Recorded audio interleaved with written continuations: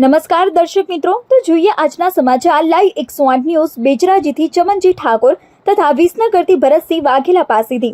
બેચરાજી બેચર ગામે તથા વિસનગર શહેર ખાતે રામનવમી નિમિત્તે શ્રી રામચંદ્રજીની વિશાળ શોભાયાત્રા નીકળી।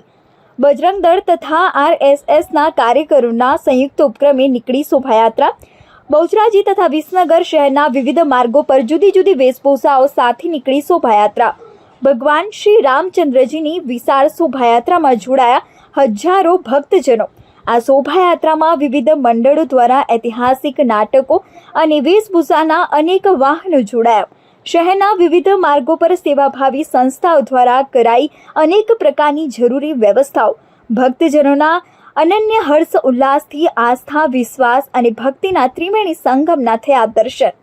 તો જોતા રહો લાઈવ 108 ન્યૂઝ ગુજરાત અને ફરી મળીશું નવા સમાચાર સાથે। નમસ્કાર।